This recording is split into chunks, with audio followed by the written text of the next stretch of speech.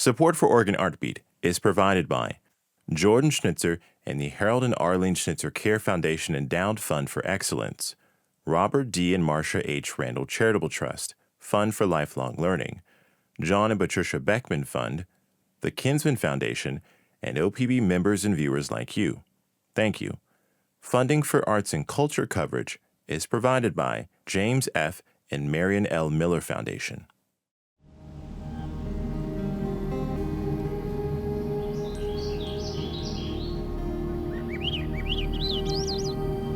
Once every year, this lush forest near Veneta, Oregon, goes through a magical transformation.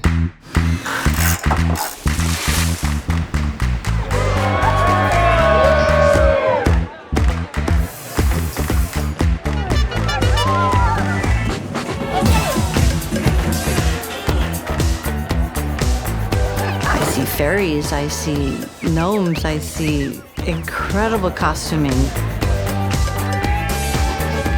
Colors, the music, the food.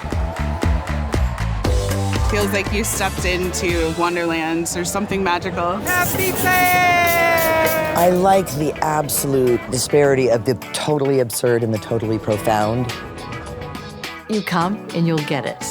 You can't explain it to people. Whatever happens in the real world as far as jobs and things like that, I have to be here in July. This is a space beyond the bounds of everyday life. This is the Oregon Country Fair.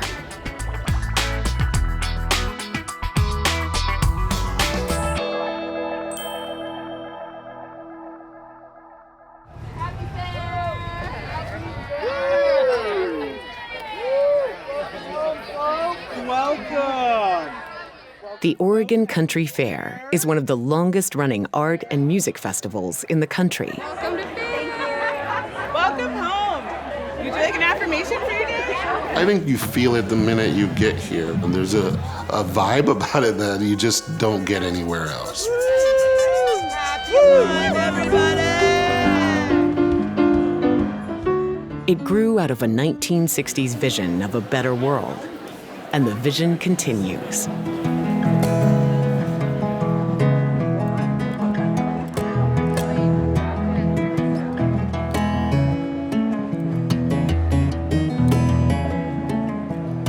Making space for people to dream, celebrate, create, and connect. Every year, we're reminded of this way of thinking, this way of accepting other people, being free to express yourself and free to learn new ideas. Nearly 15,000 people show up for each of the fair's 3 days, wandering through 20 acres of forest and meadows along the Long Tom River, discovering delights around every corner.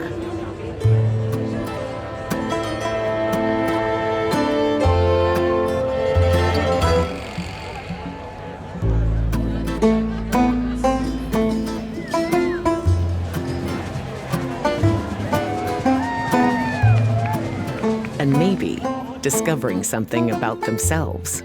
Oregon Country Fair is a place to put down the shadows and pick up the versions of yourself that you want to try on.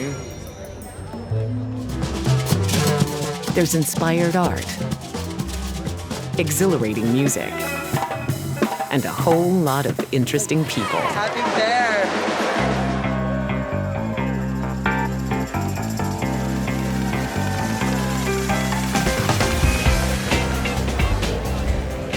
Roaming the paths of the fair, you're sure to encounter moments of wonder you never expected.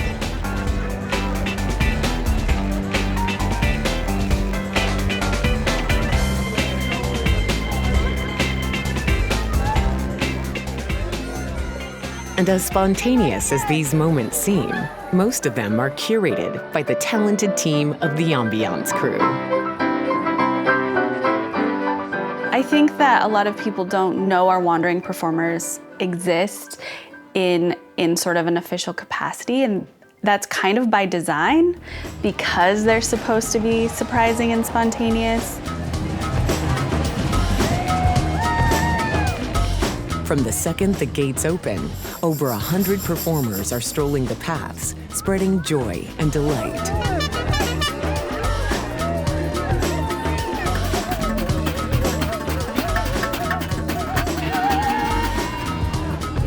We don't have a planned stage, we don't have a planned time.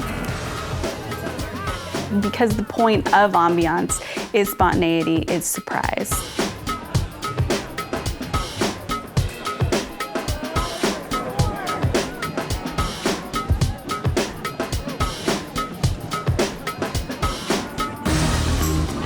I want people to have that moment that makes them go, I can't believe that happened.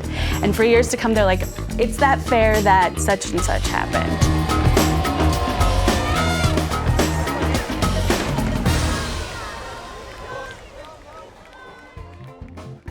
One of the joys of the fair is music that calls to you through the trees as you stroll the paths.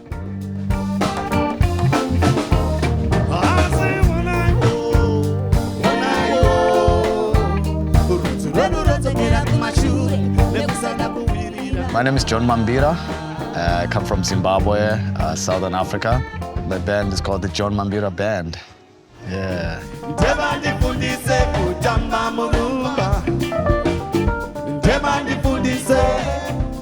We want to stay traditional, so we call it like Zimbabwean traditional music. But then there's an element of some reggae in it and some Afro jazz elements in it as well.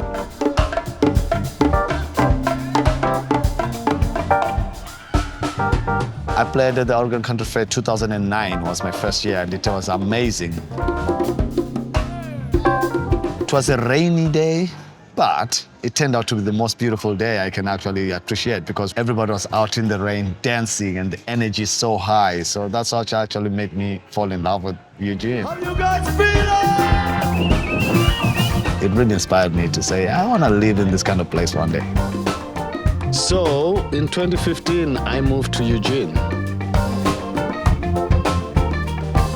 When we play at the Oregon Country Fair, it's more like everybody's energy is high already. So I just kind of like receive a lot of like love.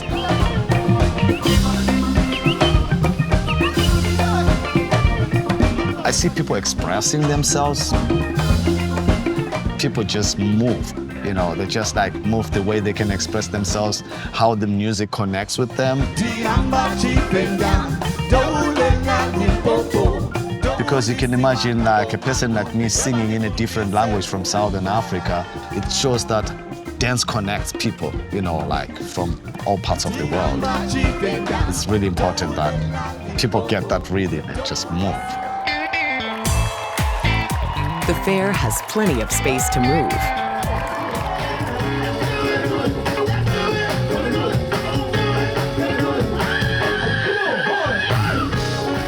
Playing lots of different kinds of music designed to make you dance. You can move to your favorite band at open-air stages. Learn some new steps at the dance pavilion. Or jump into a wild dance party in the middle of the path. And if you happen to be in the right place at the right time, you might be swept up in a parade. Twice a day, a 40-person marching band bursts out of nowhere. They parade and play down the path, snaking their way through nearly every corner of the fair.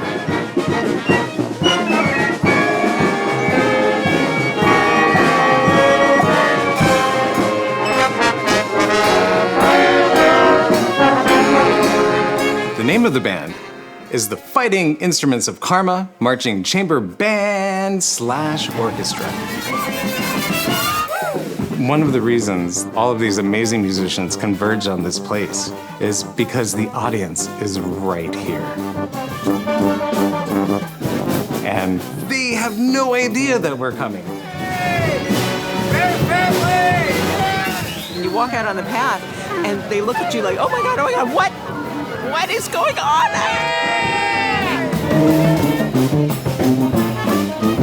It feels like we're sharing something that humans get together and do only to make ourselves happy. There's no other reason to do it, right? A parade. We see the eyes of the audience. And that's what we do. We bring them joy and remind them that they could do this too. Find your joy. Meanwhile, further down the path, a band of clowns prepares to jump into the parade. Risk of change. We're a clown collective. We do Ambiance. We're getting in carnival clowns today. We have these pointy rainbow hats, they're rainbow attire, and we're sort of just mirrors for other people to reflect on their joy and exuberance. We go out there and we just create magic moments that you can't plan for this.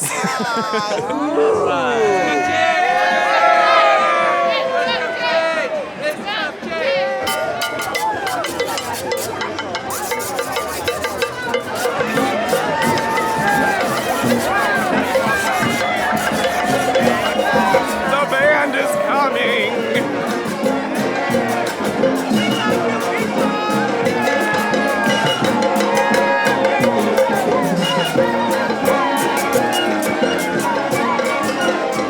There will be thousands of people lining the path when we do the parade, and we'll get right in the faces of like 300 or 400 people.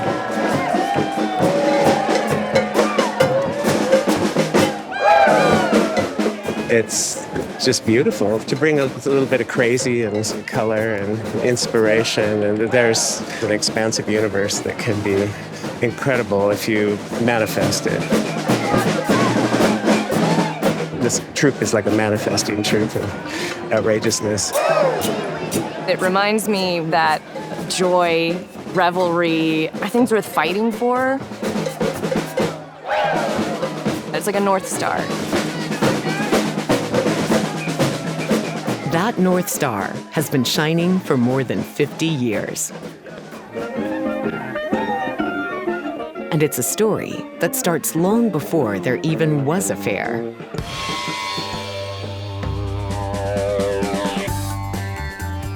So in the 60s, there's an explosion of hippies in the Bay Area, just too much.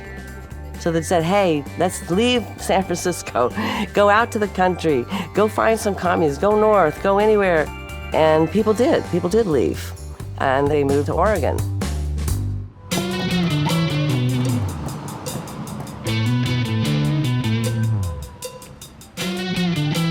The newspaper, they had a story that there were like maybe 2,000 hippies that had come to town. And by the 70s, they said at least 20,000 freaks, as they called themselves, had moved to Eugene in early 71, 72. You drove a van, you had long hair, smoked dope, and was against the Vietnam War. And by being against the Vietnam War, now you're a counterculture. You better watch out, because the main system of America, you're against that. We had people coming from all over, coming here to the universities, wanting to groove and do things, and that whole movement that was coming on at that time, the place was exploding with LSD and pot and everything, and parties and music and all that. It was all happening.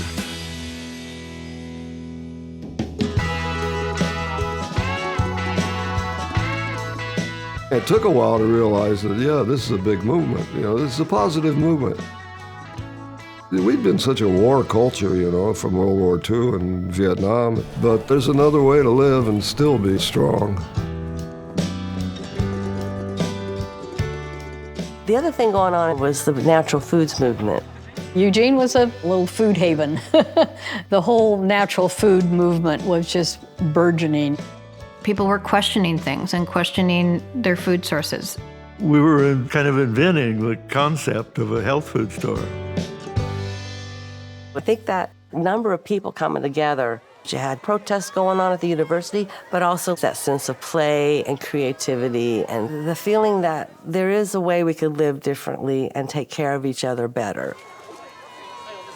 I think all this really helped create the culture that helped give rise to the fair. The first fair was November 1st and 2nd, 1969. There's a school called Children's House, and the parents and the teachers from Children's House put on the fair to raise money to keep the school going. It was kind of small. People would sell bread or crafts that they had made, and they had a Punch and Judy show for the kids. It was a success. They made enough money to keep the school going for a little longer. And you can imagine it was a joyous gathering. The crafters that came together for the first few fairs were excited to see each other.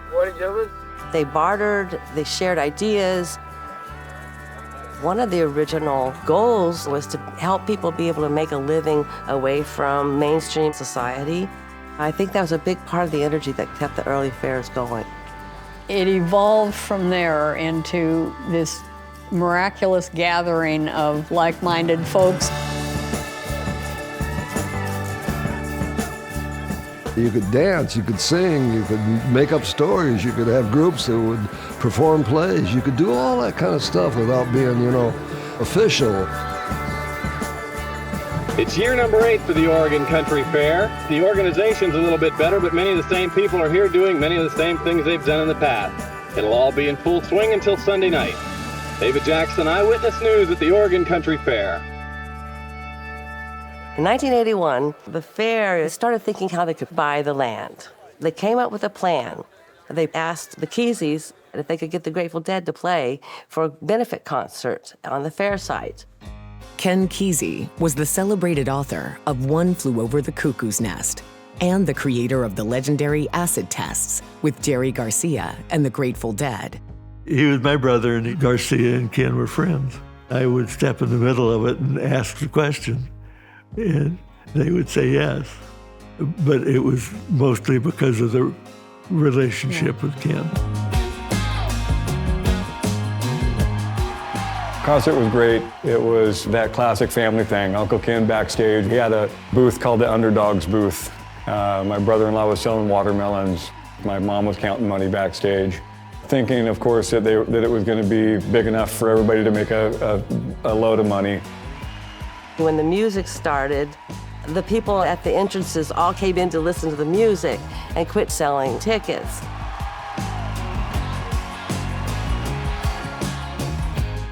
At the end, it kind of broke even-ish. We didn't make any money. But the Grateful Dead donated to the fair $10,000 anyway to help them with the down payment on the land. That was really the crossroads for the fair, whether they were going to continue or not. The legacy of that show was the fact that the country fair was able to purchase a property. What can I get you? Oh, he wants a cookie wedge. All right, my cookie wedge friend. Yeah, I'm a cookie wedge guy. Okay. But he wants something else. Okay. Nothing. Raspberry, blueberry, blackberry, strawberry. My name is Cheryl Kesey Thompson. I am a second-generation creamery owner at Springfield Creamery, and we make Nancy's yogurt and all the goodies that go along with it. And round. It's going to be a little hard. Eat around the edges. Enjoy. I think we started our booth around 1970, 72, kind of in there. My first memory is sitting on hay bales because my Uncle Ken had brought live chickens to the fair to sell. One chocolate cookie. You have a meal. Thank you. My parents do not work at the booth anymore, but they come now to have dinner and socialize and see their friends that they've made at the fair. So it is very social. It's always fun to come out. You see so many old friends. A lot of people you only see kind of once a year. Hey, how's it going? So now there's this great legacy of the fair, in that my mom was so involved. My dad always made the ice cream. I can see the handoff to my kids. It's nice to see torches be able to be passed. So then we could just go and watch a circus with grandkids.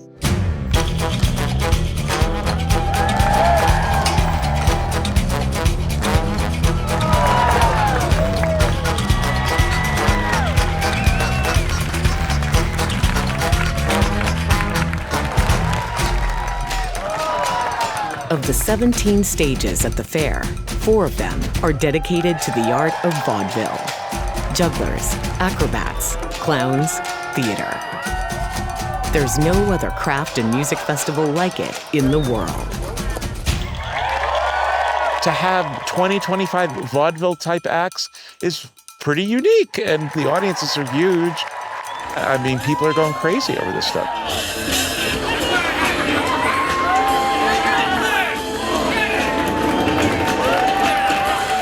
Vaudeville is where you have a very specific skill generally. How do you stop this thing?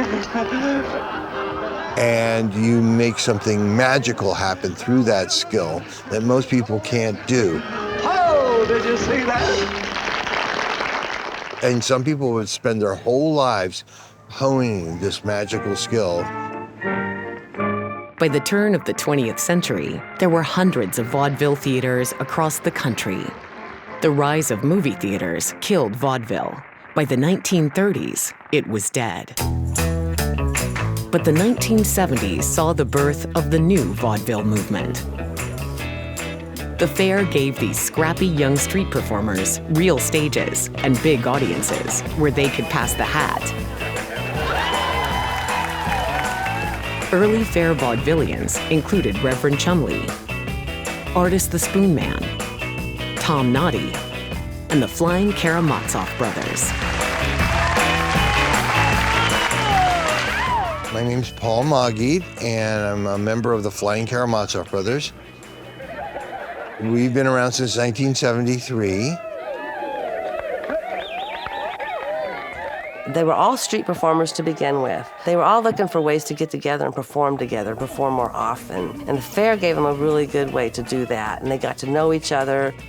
We just thrived here, and we really loved that sense of freedom and group of people all coming together to make a celebration. Very nice. When I first came here, I really loved how it was about changing the world into a better place. I'm the feeder, and we're the feedee. I still think that spirit is here. Up, up, oh. Welcome to the Country Fair Show! My name is Harry Levine. I have been a mud bay juggler since 1995, so 30 years.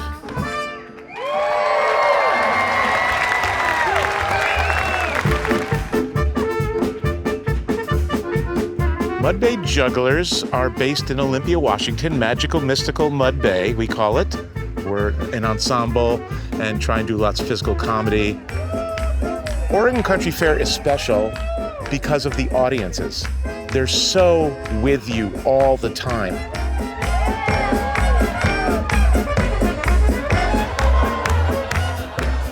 You know, we do cruise ships and corporate stuff, and those crowds are not that much fun. So here at Oregon Country Fair, best audiences that many of us get in our lives, in our careers.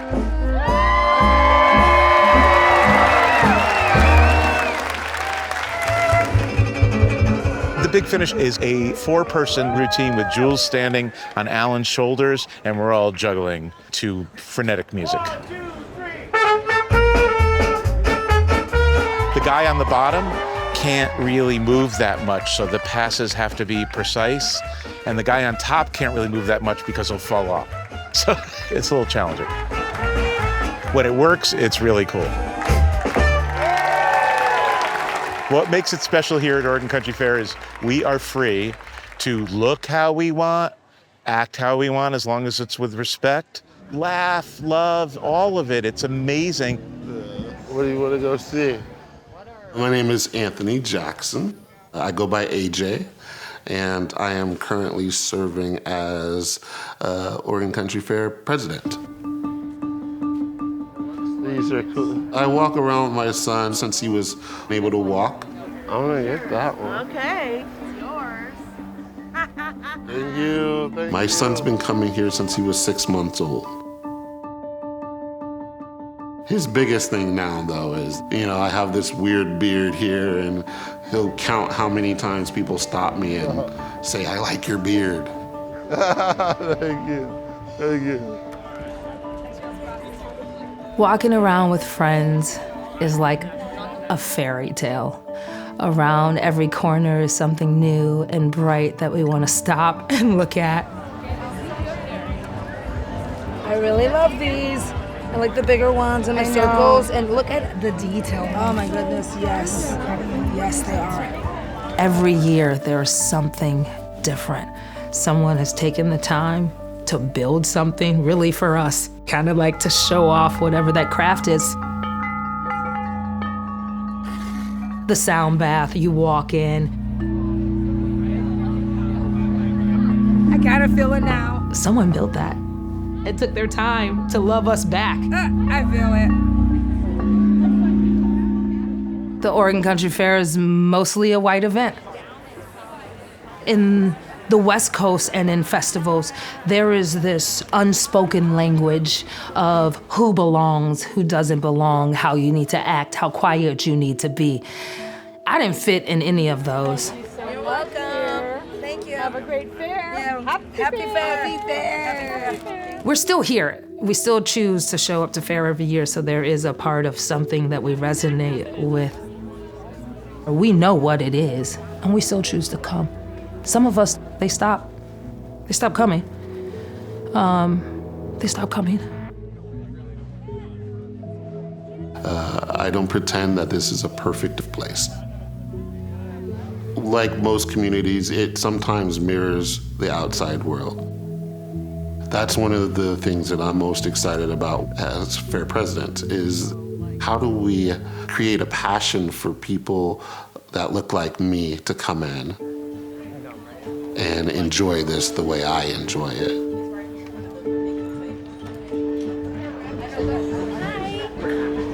Hi. I'm Kai. What's your name? Darius. What's your name? I'm a coordinator at the Oasis, which is a space in Xanadu at the Oregon Country Fair that is an affinity space for the Black, Indigenous, and people of color. Our motto this year is joy as resistance, and by us just being here is a revolutionary act. Since my years in Oregon, it is revolutionary in itself to be around just BIPOC individuals in one space, enjoying themselves. Yeah, exactly.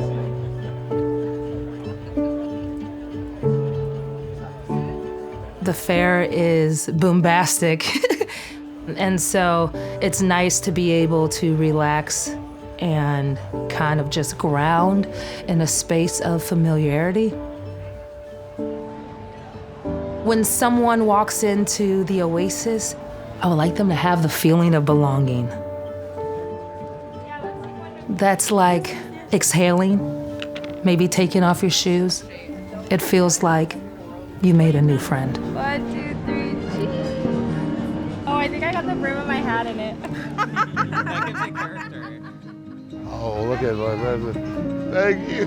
Communities like this don't just exist year after year without putting in some work, without growing. And the message I would send to the rest of the world is that we're continuing to learn. We're continuing to grow and learn. We're not staying stagnant. Rising from the chicken. My hope for my son and his friends is that they'll be able to use their minds and creativity to bring something new to the fair and not be caught up struggling with issues of racism and oppression the way my generation has had to do.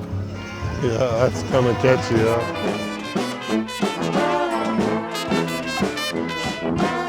People have been using their creativity to serve delicious food since the fair's very humble beginnings. Back then, all you needed was a portable grill and a homemade sign. Today, there are more than 80 food booths serving nearly any kind of cuisine you can imagine. Wow, thank you. Order up. Good morning, I got tofu. And a lot of these booths have been here for decades. Thank you. A little bit of that. Appreciate you. All right. First round? Yep, ingredient. Perfect.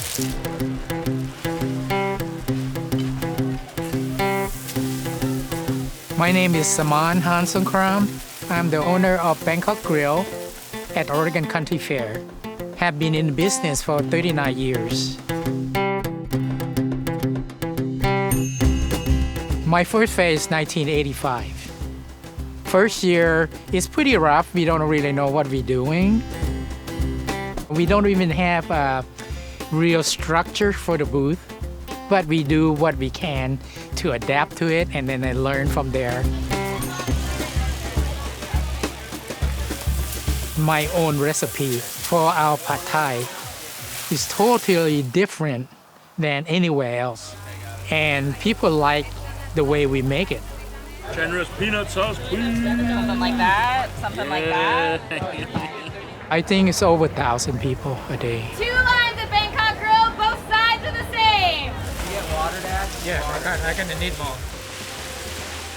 My name is Richard Harnsenkrom, and I've been working with my father at the Bangkok Grill for over 22 years. I first came to Oregon Country Fair when I was too young to remember. So it's kind of just been a ever-present memory. Yeah, that's good.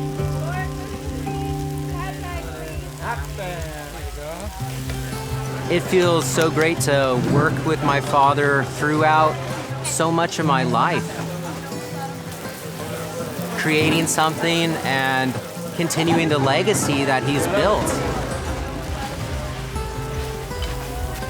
Well, I'm really happy that he's taking over. Because at one time, I thought about retiring. But Richard said that he would like to continue keeping the business going. Thanks, Patrick. This one ready? It's an honor of mine to be able to feed people and get such a positive response. Some of us affectionately refer to the Oregon Country Fair as a hippie New Year. And in a lot of ways can really reset my body, my mind, and my spirit, and is a real positive thing. One of the groups that helps create that yearly reset is Calliope Circus. This is my bustle.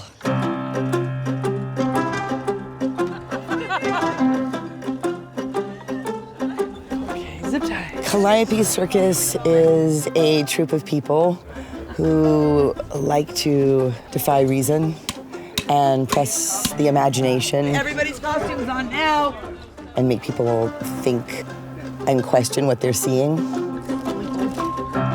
good? We like to have an allegory or some sort of tale that we're telling.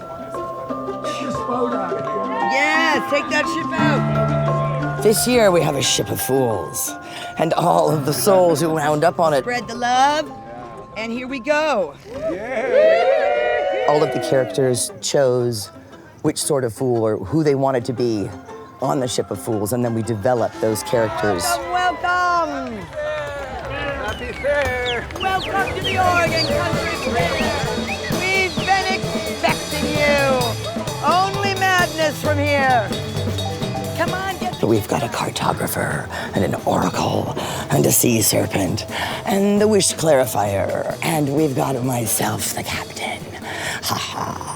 Hello, my love. You made it.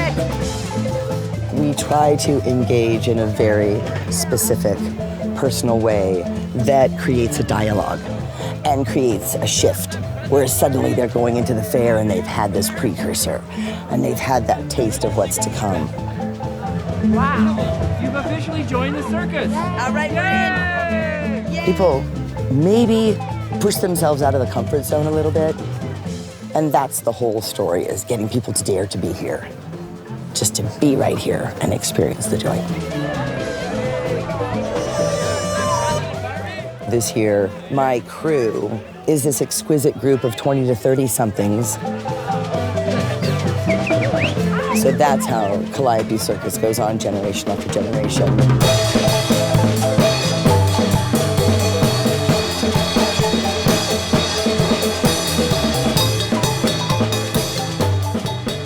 The But before the clowns and the marching bands and the jugglers arrive, these 20 acres of land that hold the fair, they look very different.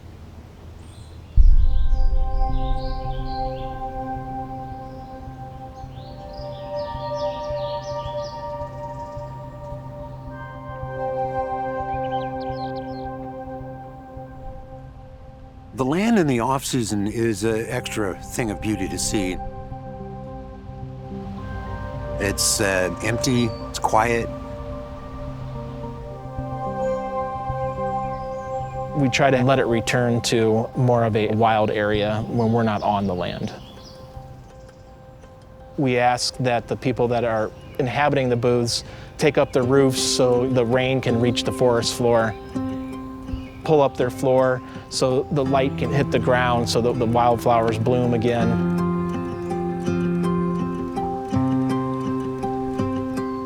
It's almost a breath of fresh air when it rains in September and October because it washes everything, cleans everything off, and automatically then the lands start to regenerate. The long tom will typically a couple times a year flood over the bank. Be completely underwater, and it's very disorienting to canoe through a place that you're used to walking through and trying to figure out where you are. It's a totally different scene for sure.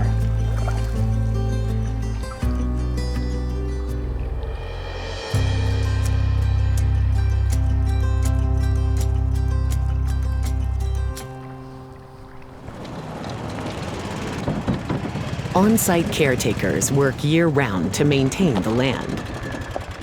And this last winter, we had the ice storm, which brought branches and stuff down everywhere. And some booths got hit harder than others. So we haven't checked this one yet. We come out in late April and start to assess the booths. We shake and bang and poke on them and find the rot and put red flagging tape. And then we make red tags and we put them on there. Tree damage is the problem.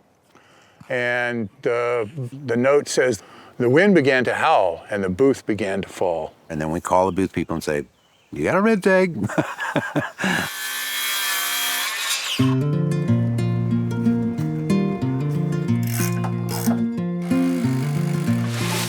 And then by June, booth people are out repairing their booths after a long winter. Their booths have been lonely and they are happy to have them back. I believe that anyway. I was told not to bring a level out here. We don't paint our booths, we don't go into the ground. We want the natural organic aesthetic, the funky homemade booth aesthetic.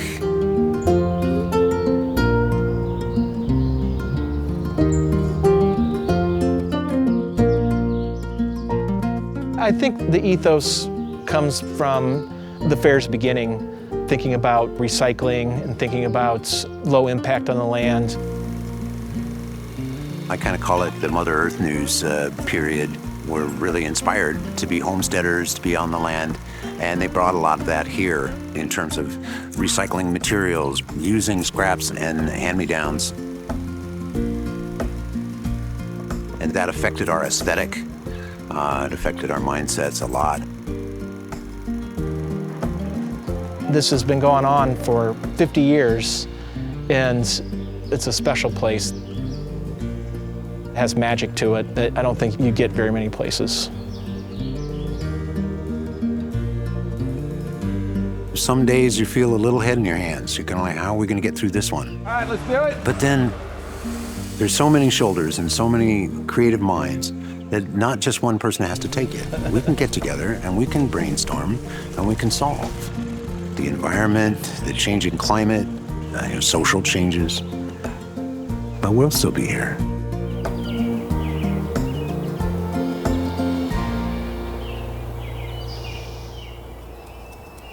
Thousands of people show up on each of the hot, sunny July days of the country fair.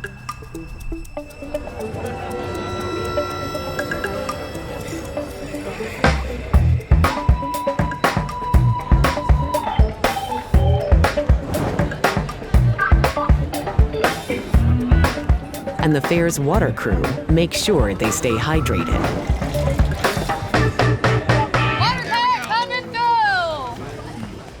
We have 5 different carts that push around, these fireman hose carts, basically. And they hook up to these water boxes that are trickled everywhere. Okay, we're set. And then they fill up at each booth. Watch your toes, we got a moving hose. Big step, thank you very much.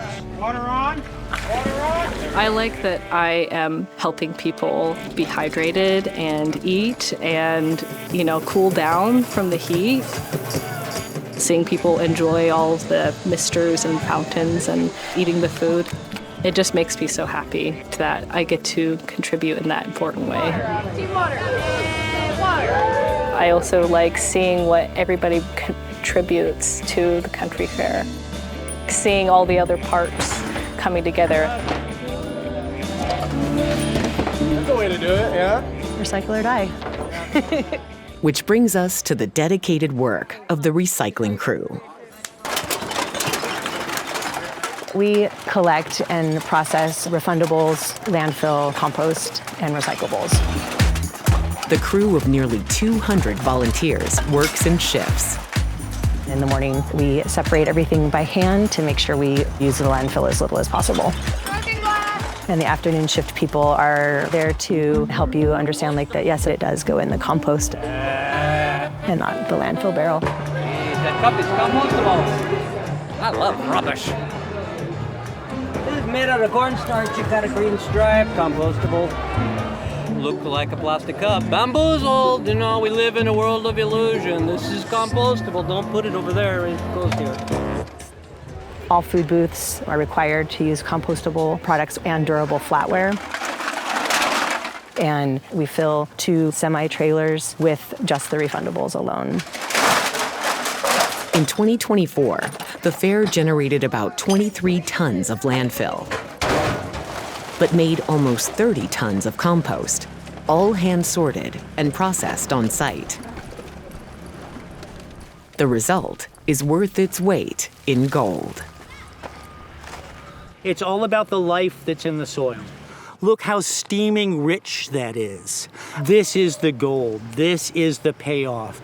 This is what makes this worthwhile, because this is the soil that will grow the future of the fair.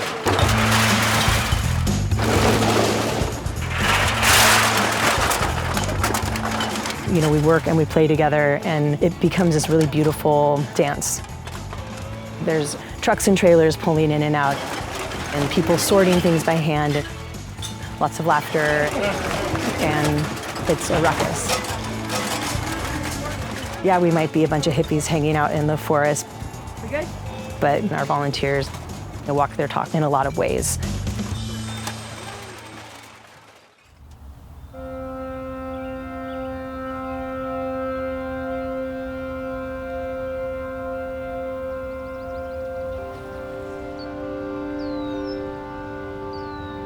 The reason the fair could buy the land so inexpensively was because it was flooded every year. You couldn't build a house there. You couldn't do other things with it.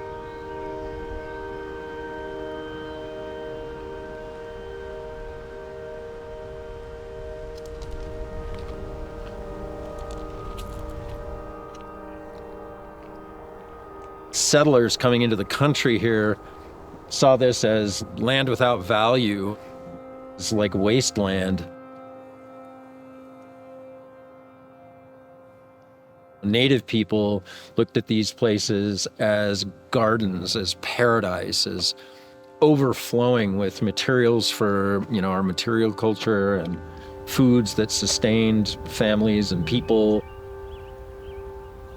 Researchers discovered Camas ovens in this area, dated to over 4,000 years ago. So we're at the Oregon Country Fair site in a part of the Long Tom watershed. That's kind of how I think of the landscapes around me, much as our ancestors did, by watershed. Come springtime, this particular ground is full of camas. the plants bloom, all the nutrients and all the vitamins and minerals are drawn back down into the bulbs. They sort of rest for summer and then into fall. And then the bulb would be harvested, dug from the ground with things called digging sticks. They would collect a lot of the bulbs, clean them up, pull the outer layers off, and then cook them in these Camas ovens for about 3 or 4 days. The starches in them turn more sugary, so it becomes a little bit sweet. It's very nutritious, of course. It's also very delicious. I was born in a time where the Siletz tribe was officially terminated as a recognized entity by the federal government. There was this simultaneous privilege among the non-native community, this feeling of privilege to play Indian.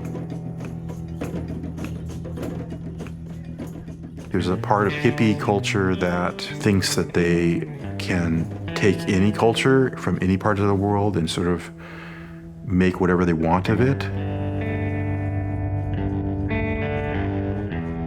Time was different. I think it was in the beginning, let's spread love, let's spread acceptance, let's have fun together.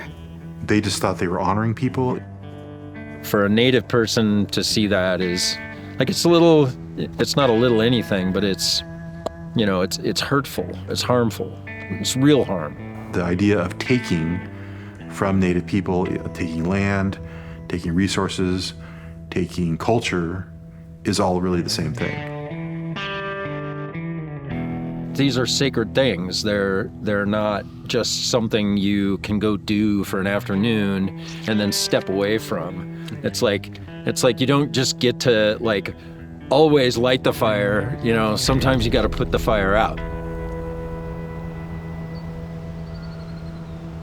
We own our names, we own our stories, we own our songs, we own our art.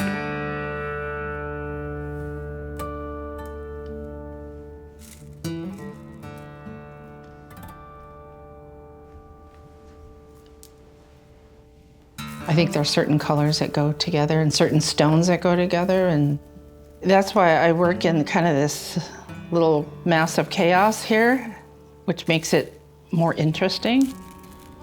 It's like when you see stones on a beach, you just look around and you go, oh, there it is. That's the one I want. We asked Country Fair to provide us a market space for Native American artists and crafters. One, because we were feeling a bit disenfranchised by being so separated from each other. We would sometimes get certain comments that weren't welcoming. We get a lot of stereotypes, that romanticized stereotype of what natives are. People want to know how they can become Indian. We get it all. There have been Native American artists that have been selling at the fair probably as long as my family's been part of the fair, 30, 35 years. We have this year coming 7 crafters, people that do beadwork, painting and graphic arts, jewelry. Little pins.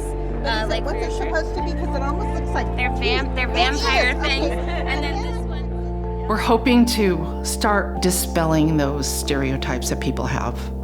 And that's one reason why being together in a group can show people that representation as who we really are.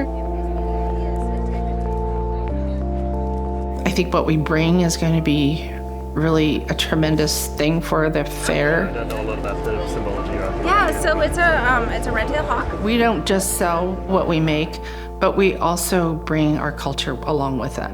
Thank you so much. Thank you. Appreciate it. Thank you.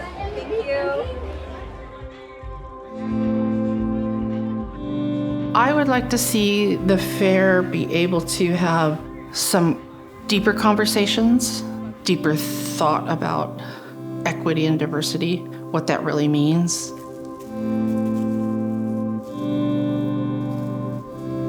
I see a new generation coming up, being able to have open ears and open understanding. They might be uncomfortable, but they want to listen and not just say, it's my way or the highway. It's being able to honor the group and knowing how to work within those groups that, I can see change happening.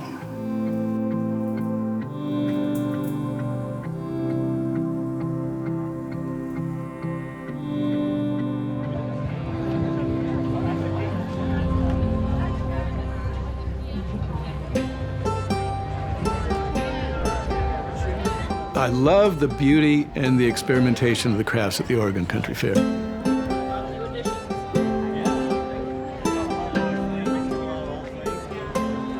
You'll see things there you won't see anywhere else.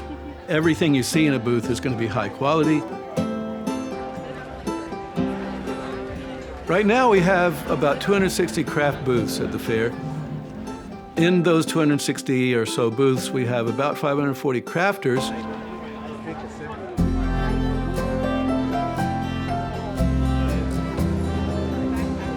It's a juried fair, and the crafters have to go through a serious jury process to get in.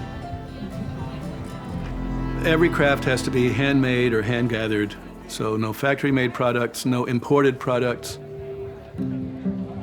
It makes a big difference for the people who go to the fair for fun or to buy beautiful things, to be able to walk up to a booth and see something beautiful and talk directly to the person who made it.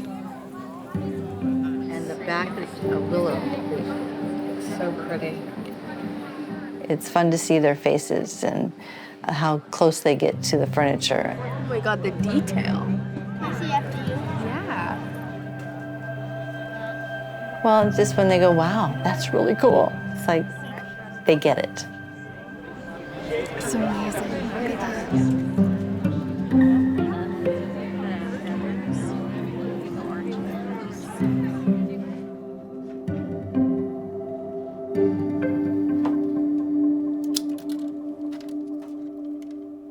Some of the pieces are made with birch. Some of them are made with poppies.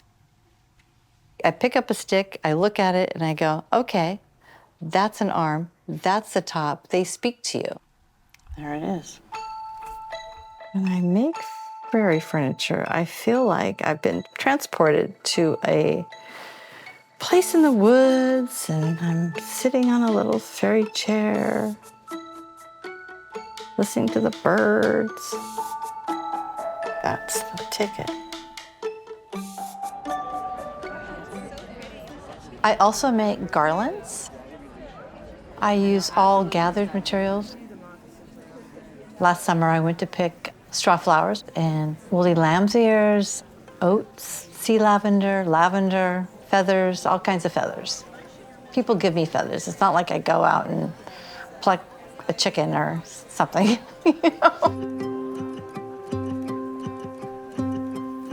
The people who walk up and try on my garlands, and they inspire me because they look incredible on.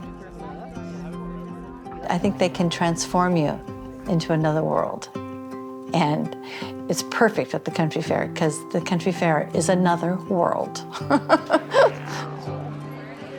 Oh, you might have to try that on. I might have to try that. You might have to try that on. I don't know. They know when they know, when the right one fits their head, that's their garland. That's what they envision for themselves, that they're a fairy or a goddess or a queen, We love that. I get so much happiness just watching them leave with the headpiece, and they just walk with a little bit lighter on their feet, Your art is beautiful. I think the intention of the fair is to show the world that people can come together and create this magic land. It's kind of a timeless place. Things slow down and you're in the woods and it's just magical, period. Part of that magic is music that draws you to the very center of the fair, the main stage. I want my people in the street all doing that second line. And I don't want no one to cry for me. Come on, y'all. The Oregon Country Fair is kind of like the most forgiving environment you could possibly play in. I feel the most freedom here that I would feel playing any other gig. Thank you for coming, everybody. We're the California Honeydrops. We love it here. There's nothing more to say than we love it here. It's clearly not a commercial enterprise. I think it's probably the number one reason why it feels so laid back.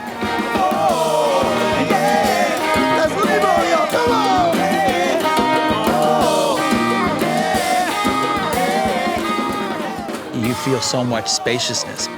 So you get to just do art, which is why we do it in the first place. So this is kind of like a little place to dream, and that's how we use it as a band as well.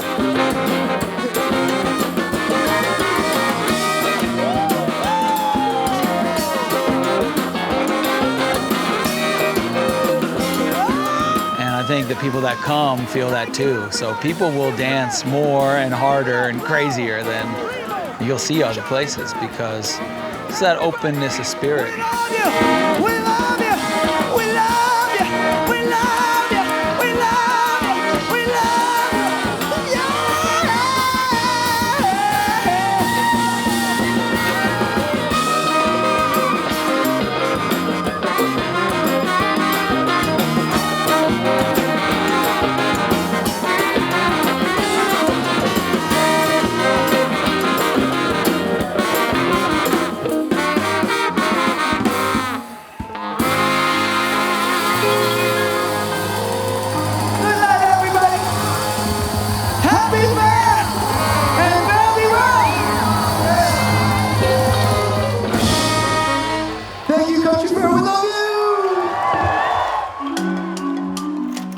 Over 50 years ago, this celebration began. And for 50 years, people have been trying to find the words to describe it. Oregon Country Fair is magical. Colorful. Beautiful. Powerful. Bliss. Family. One of a kind. Si bella. It's basically like hippie paradise. Home. So wonderland. Rejuvenating. Exuberance. Fantastico. Miraculous. It's worth it. It's an experience. The happiest place on earth for me. Freedom. Weird. Community. Connectedness. Happening. Everything. Fun. And people keep coming back to celebrate, to dream, to meet new people, and tell them, welcome home.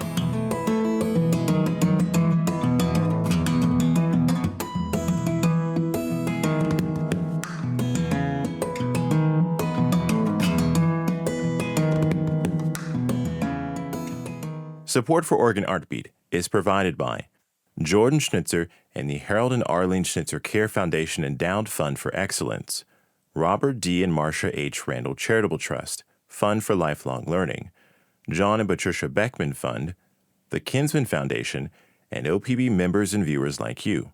Thank you. Funding for arts and culture coverage is provided by James F. and Marion L. Miller Foundation. Oregon Artbeat shares the stories of Oregon's amazing artists, and member support completes the picture. Join us as a sustaining member at opb.org/video.